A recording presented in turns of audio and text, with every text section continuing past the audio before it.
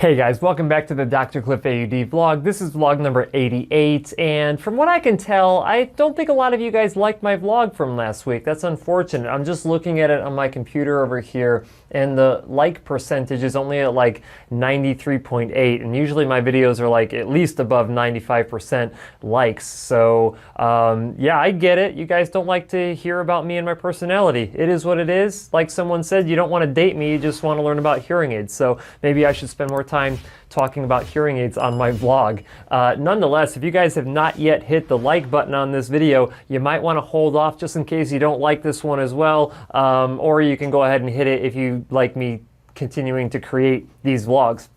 But what I really want to talk about this week, I was going to bring Ashley in and do kind of a discussion about all the changes that really a lot of those changes are on her shoulders inside the clinic. She's been really, really hard at work, and I think that she deserves some, I guess, attention or, kudos for that. But she's just really mentally exhausted from the past couple of weeks getting everything kind of fixed up and all the process changes and all of that going inside of the clinic. We do have our new office manager starting on Monday. We are super excited to have him join us. His name's Derek, and I'm sure you guys will get to see him at some point either in this vlog or other videos that I do inside of the clinic. So that'll be really exciting. But really the thing that I want to talk about this week is, this idea that the profession of audiology and just like hearing aids in general, the profession of dispensing hearing aids, I think that the traditional way that it's been done is going to die here in the next really couple of years. When you really start to look at it just from the market in general, if you went back 20, 30 years, the only place that you could go to get hearing aids was an audiology clinic. I mean, there was really nowhere else. Now, to be fair, there were hearing instrument specialists that had their clinics that could dispense hearing aids, so it didn't technically have to come from a doctor of audiology or a master's of audiology profession. But things are going to change. I mean, things have changed already. I mean, since I came into this profession, everybody's been talking about the Costcos, the online hearing aids, the third-party insurance, like all of these different outside forces that are coming in and getting individuals to treat their hearing loss other than going to a hearing care professional. And the reason that I'm kind of thinking about this lately is that we have a professional conference coming up in April. So you guys will probably see content from me in April of 2022 at the AAA conference in St. Louis, Missouri. Now, for those of you who know me, I actually went to undergraduate university in St. Charles, Missouri, which is just outside of St. Louis. So one of the main reasons I want to go back there for is because that's where I used to live and go to school. And I also have a brother who lives out there who's a police officer out there. So I'll get to go hang out with them hopefully a little bit while we're out there. But I was actually putting together a presentation that's really titled The Death of Traditional Hearing Aid Clinics. And the reason that I wanted to give a talk there, and hopefully a lot of people come to the talk, I don't know if they will, they might not, but the reason I wanted to talk about it is that I truly believe that this method of dispensing hearing aids when a hearing care professional does not provide any additional value in the experience and the actual treatment outcome, they have no role anymore. Those clinics, no one's going to go into a clinic and spend the same amount of money in a clinic that they always used to spend if the providers there are not giving any additional value to that transaction, when you can just go to a place like Costco that sells good hearing aids. You can go and get hearing aids through your insurance that would be potentially significantly less through your insurance. And even if you don't get a good quality of care, hey, if you're not getting a good quality of care going to a place that you're spending full price at, then why go? And so it's my belief that the clinics that are going to survive in the next 3 to 5 years, 3 to 10 years maybe, I truly believe that the only ones that are going to survive are the ones that are actually providing additional value. And how do you provide additional value? Well, in my opinion, there's two different ways to provide enough value to justify people going to a traditional clinic like the one that I have. And that's that the experience has to be significantly better than anywhere else that you go. and they have to follow best practices, because best practices are those things that will ultimately give someone the best level of performance with their hearing treatment. In absence of both of those things, people are not going to continue going to audiology clinics. And it kind of sucks to have to say that, but my own profession is under a spotlight. They've been under a spotlight for a number of years now, and they have the bad reputation, we have the bad reputation of people, we charge thousands of dollars for devices that cost a couple $100 to make. Right? I mean, that's like the whole, thought process behind the hearing aid industry, is that there's just huge margins built in everywhere, and it's just like jewelry where the markups are insanely high and there's nothing that you can do about it. Well, nowadays, to be honest with you, running a clinic is so much more expensive than one would think.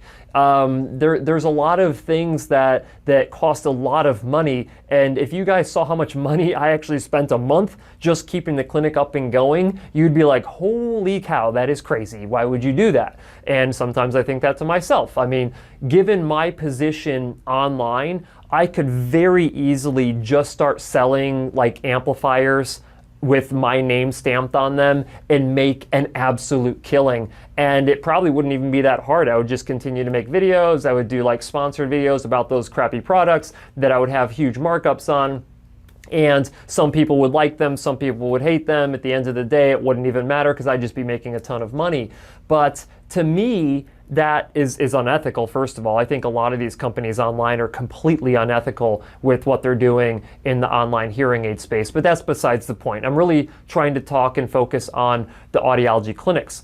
So when you go into a lot of different audiology clinics, the experience that you walk into, they try to make it good, but I feel like they don't do a really good job of making the experience fantastic. And that's one of the things that I'm strongly trying to improve inside of my own clinic. I think that the energy that I have as a provider, I think a lot of people like to see that energy because they know that I'm excited about treating hearing loss, and they know that I want what's best for them. And even if I didn't do a good job from a treatment perspective, I still think a lot of people would come in to see me and want to pay good money to get treatment from me. And I think that a lot of clinics don't focus enough time on the experience of a patient when they come into the clinic, how they're greeted when they come in the door, how quickly they can have problems resolved with their devices, how easy it is to schedule another appointment, how easy it is to, have issues resolved with anything administratively or with their hearing devices. And I think that that's really important. I think that that's why I wanted to build my space to be such like a nice, fancy type space. And I know that everybody has their own tastes, right? But I think that when you go into somewhere and you see that there's been pride taken in the facility that you go to, even if it's not your style, you appreciate that. And you're like, this place has high attention to detail, and I like that. And it makes you feel safe. It makes you feel like when you go in there, you're going to get really good service when you go. And that's exactly what we strive to do. There's a reason why we have like over 100 positive reviews on our Google listing, and we haven't been in business that long. And I think that we should have substantially more than that. I feel like we have not done as good of a job as we possibly could, and I think that we need to improve as well. But I think that a lot of clinics get carried away and complaining. And listen, I do my fair share of complaining, obviously, in this vlog. This is my time to vent and kind of give my opinion on the status of the industry and the profession or whatever. But I think like a lot of clinics, instead of focusing on what they can do better, they just want to complain about what everyone else is doing that's either taking away from their business or that's tricking their patients to go this other route for treatment that ultimately isn't as ideal, but they're not doing anything to improve the experience inside of their own clinic. So what do you think is going to happen? I mean, people make decisions on treatment of hearing loss and purchasing decisions in every aspect of their life based on emotion and how they feel. And so if you're not giving them a reason to come to you because you're not giving them enough value, then why would they continue coming to you?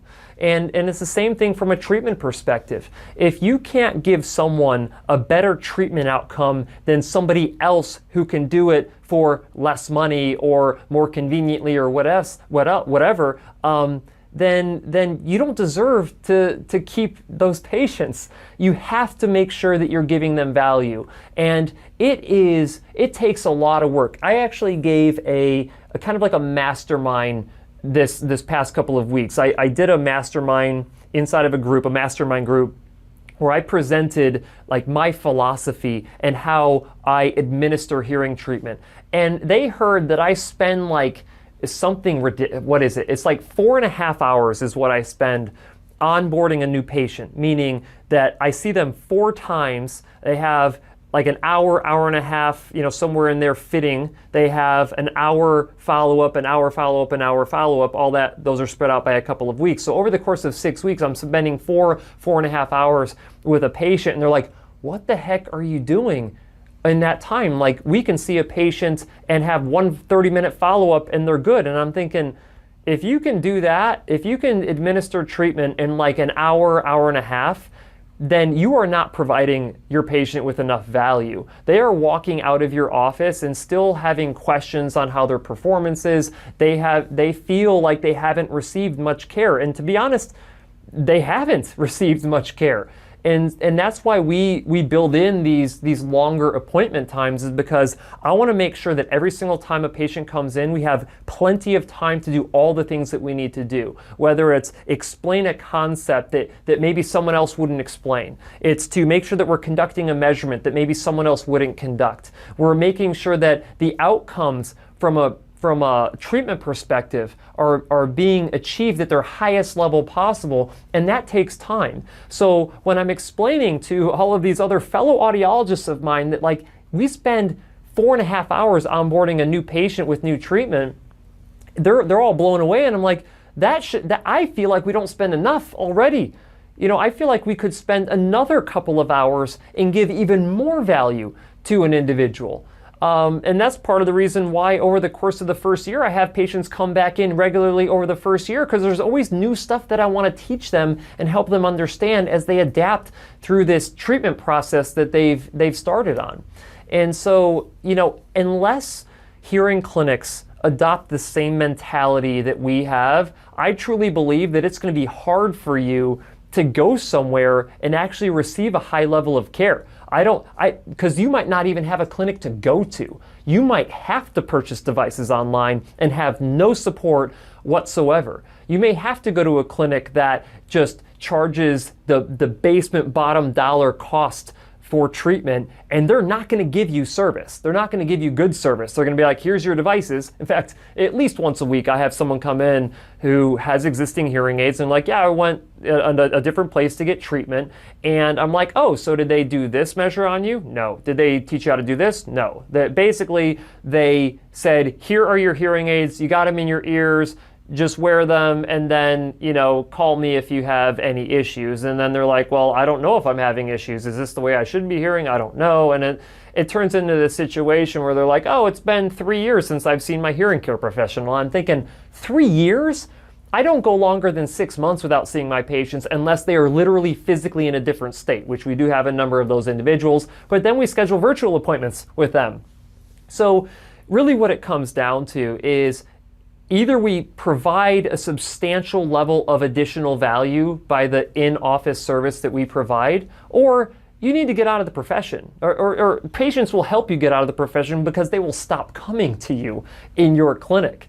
And this is a large reason why we ended up getting the consultant. From a treatment perspective, I think that we have some of the best treatment outcomes and treatment experiences that you can find anywhere inside of an audiology clinic. But I think that from the patient experience on the front of the house aspect and just like the flow through the office and having everything be seamless and well structured for our patients who come in, that's where I think that we need to kind of shore things up as well. I also want to make sure that every person has a very consistent level of care. So we should not have one person who comes in, has a fantastic experience, and have a different patient who comes in and is like, what the heck? I feel like I'm not being led well. I feel like I don't understand what's going on. Like, we should not have that. And so we need to have consistent protocols and procedures to make sure that everyone has a fantastic experience, at least inside of my clinic. But I think that, you know, all of the outside forces that are trying to convince our patients, you know, industry-wide or profession-wide, that's trying to convince our patients that the audiologist has no value, I think that they're right in a sense. I think that a lot of these, you know, low-cost online amplifier companies, these online hearing aid companies, these low-cost hearing aid clinics, I think they all have a point. I think that their point is that if you're not going to get, you know, a high quality of care, then you might as well just go for the cheapest device possible, because a device is a device. I mean, you know, a Phonak device or an Oticon device, Widex, Starkey, Unitron, Oticon, like all of those devices, they're just devices. I mean, some are better than others and some are better for you than others are. But at the end of the day, if you can get an Oticon more from me for X amount of dollars and you can get it from somewhere else for the same amount or less, why would you come to me if you could get it potentially for less somewhere else if I provide no additional value in that transaction, right? If I provide no additional value in the fitting and the performance and the peace of mind knowing that you're performing the best you possibly can with a particular hearing aid. I think that audiology clinics need to be paying attention. I think that they need to change. And I think a lot of them are.